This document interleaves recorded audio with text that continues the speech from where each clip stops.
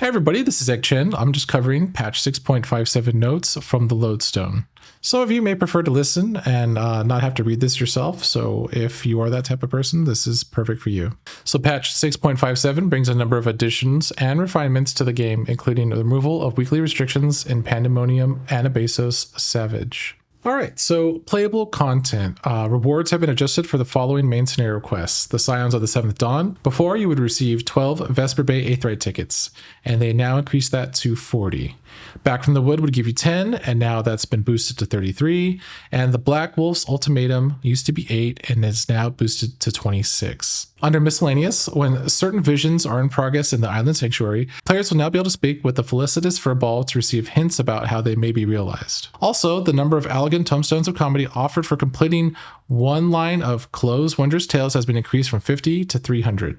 That's pretty big, and that's pretty nice. I struggle to get one line all the time, so that may help out quite a bit. Now onto battle systems. The following changes have been made to Pandemonium and Abesos Savage. Treasure coffers will now always appear with no reduction of rewards, regardless of whether any party members have previously cleared the circle.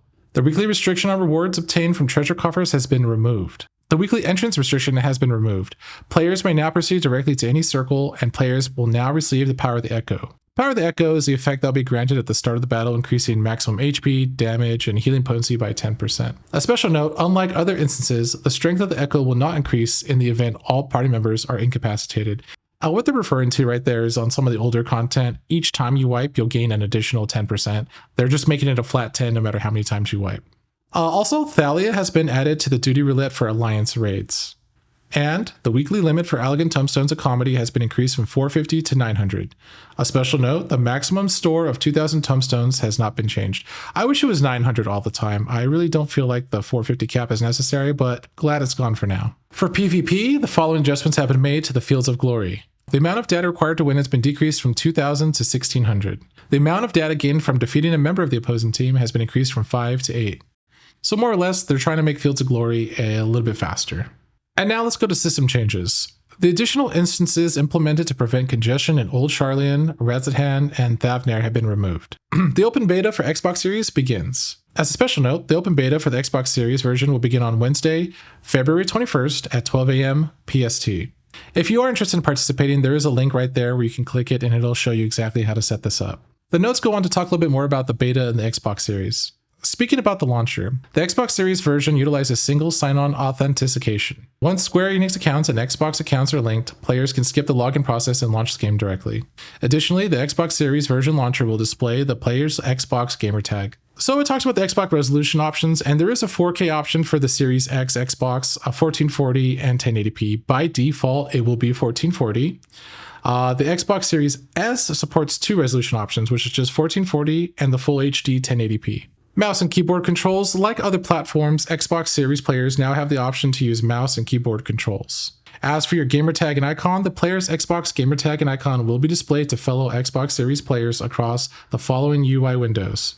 It does go on to talk about the different gamer tags you can have in Xbox icons. If you are interested, I would take a look at the website, but it doesn't seem like it's anything of too much interest. As for recent players, when joining a party with members also playing the Xbox Series versions, said members will be displayed under the recently played with section of the Xbox Series friends list. As for achievements, the Xbox Series version features Xbox achievements that will be unlocked when their conditions are met. Additional achievements will be added in future patches. The notes continue with now resolved issues. The following issues have been addressed. An issue during a cutscene in the main scenario quest, Stars in the Dark, wherein Tummalin's animation did not display correctly.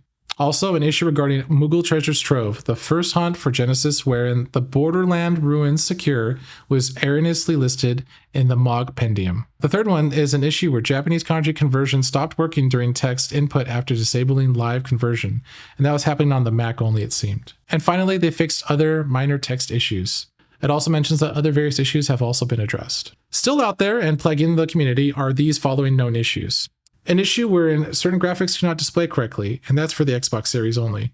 An issue wherein the player's chat mode toggle keybind stopped working after the first use, also Xbox only. An issue wherein the sound of footsteps does not play correctly under certain circumstances, while the listening position is set towards character in the sound settings, also an Xbox problem. An issue wherein the keyboard enter key does not function correctly within the launcher.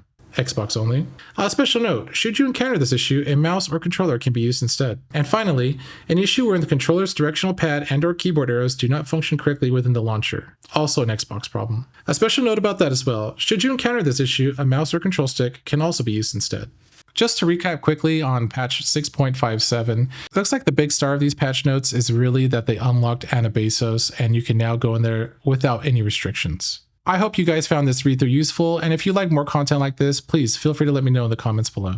Thank you guys so much for checking out this video, and if you haven't subscribed already, please consider doing so, and I'll see you on the next one.